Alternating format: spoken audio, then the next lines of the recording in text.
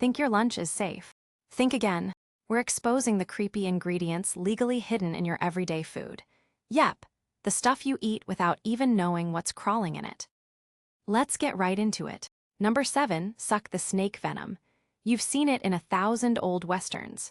Your rugged companion collapses, clutches their ankle, and reveals 2 tiny puncture wounds. With no time to spare, you whip out your knife, slice the wound open, and heroically suck out the poison, spitting it onto the dusty ground. You've saved the day. Except, in reality, you've just made a terrible situation catastrophically worse, you magnificent blockhead. The idea that you can suck a significant amount of venom out of a wound is pure Hollywood fantasy. The venom is injected deep into tissue and is absorbed into the lymphatic system and bloodstream almost instantly. Trying to suck it out is like trying to unring a bell or untoast a piece of bread. It's a done deal. What you actually accomplish with this little bit of amateur surgery is, first, creating a larger wound that's now wide open to infection. Good job. Second, the bacteria from your mouth, and let's be honest, you haven't brushed since you fell in that ravine, is now having a party in your friend's leg. And third, you're putting venom directly into your own mouth.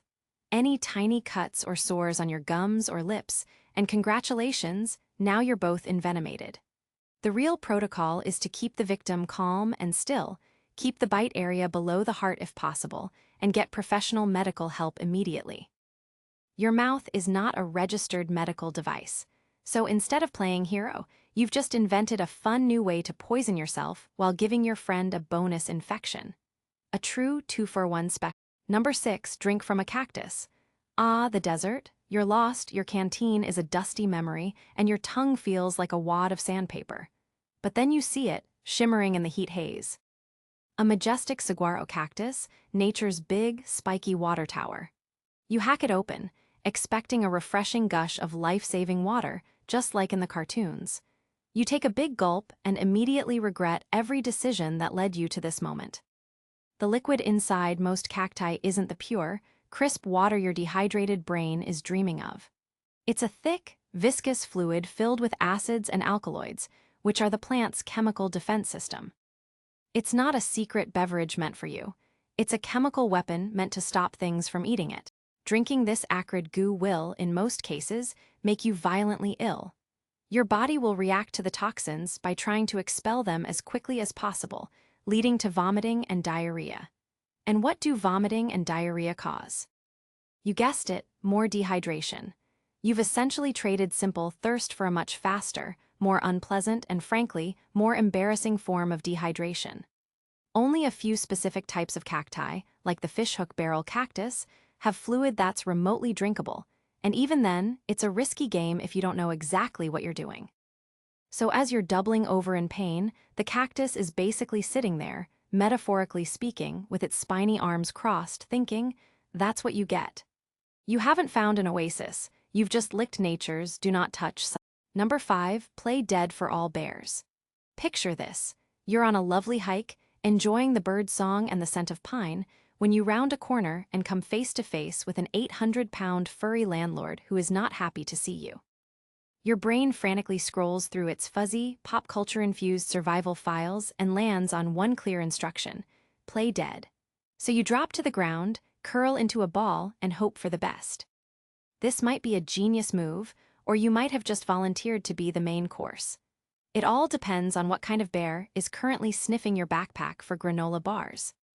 The play dead rule is famously associated with grizzly bears, also known as brown bears. Grizzlies are often defensive attackers. They charge because they see you as a threat to their cubs or their space. If you go passive, they're more likely to think, okay, threat neutralized, and wander off. But if you're dealing with a black bear, you've just made a terrible mistake. Black bear attacks are much more likely to be predatory. They aren't trying to neutralize a threat. They're trying to score a meal. Playing dead for a predatory black bear is like lying down in the kitchen and politely asking the chef to begin. It's the opposite of what you should do. Against a black bear, your job is to get big, get loud, and fight back with everything you've got. The problem is, in a moment of sheer, heart-stopping panic, most people can't reliably tell the difference. Was that a shoulder hump? Is its snout more dished or straight?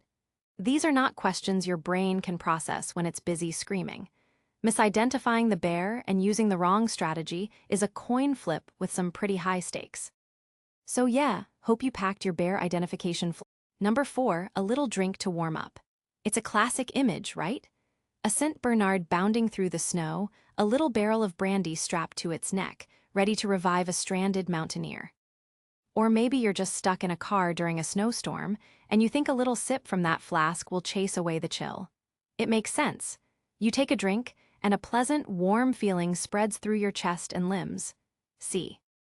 It's working, except it's not. That feeling of warmth is a complete and utter lie, a cruel trick your body is playing on itself. Alcohol is a vasodilator, which is a fancy way of saying it makes your blood vessels relax and widen, especially the tiny capillaries just under your skin. This causes warm blood from your core to rush to the surface. So you feel warmer because your skin is literally getting hotter. The problem is, your skin is also your body's radiator, and it's now dumping all that precious core heat out into the freezing air around you. It's like opening all the windows of your house in a blizzard to make the living room feel warmer. You're rapidly losing internal body heat for the sake of a temporary, superficial feeling of warmth. This accelerates the onset of hypothermia drastically. Your brain might be feeling cozy and confident, but your internal organs are getting dangerously cold.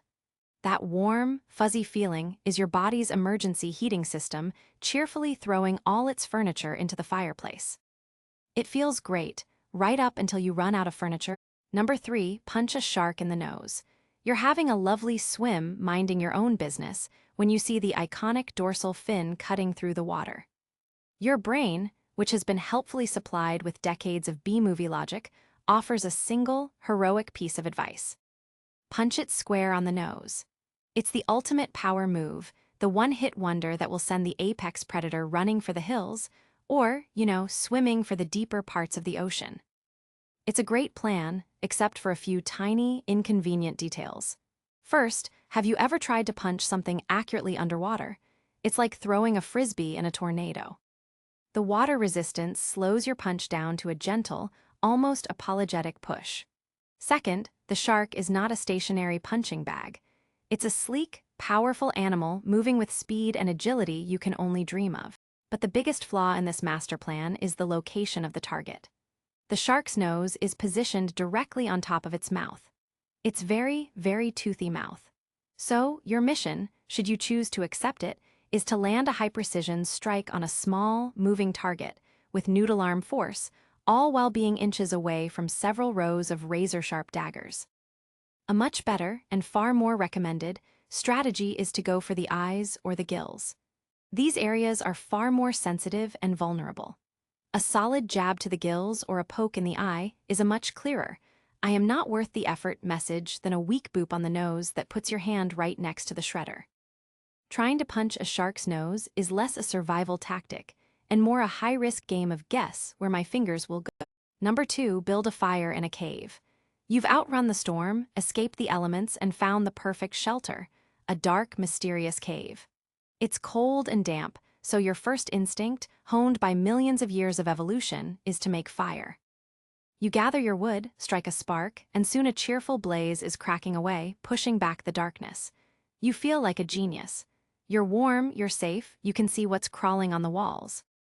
Unfortunately, you may have just traded the risk of freezing for the certainty of suffocating or being hit by exploding rocks.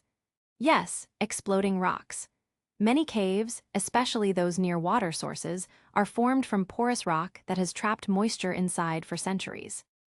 When you build a roaring fire next to or on top of these rocks, the trapped water turns into steam. This creates immense pressure until, with a loud bang, the rock shatters, sending superheated shrapnel flying through your cozy new home. This phenomenon is called spalling, and it's nature's way of telling you that you've failed your geology quiz. Even if the rocks don't explode, your brilliant fire is consuming oxygen and pumping out smoke and carbon monoxide. Unlike your living room with its chimney, most caves have terrible ventilation. The smoke and toxic gases have nowhere to go but right into your lungs. You might feel a little sleepy, a little dizzy, and then you just don't wake up. The correct approach is to build your fire near the mouth of the cave, where there's airflow to carry the smoke away and the rocks are less likely to be saturated with water. So while you thought you were creating a cozy sanctuary, you actually built an amateur smokehouse with yourself as the main course, inside a room that might start detonating at any moment. That's all for today. I'll be making similar videos in the future. Subscribe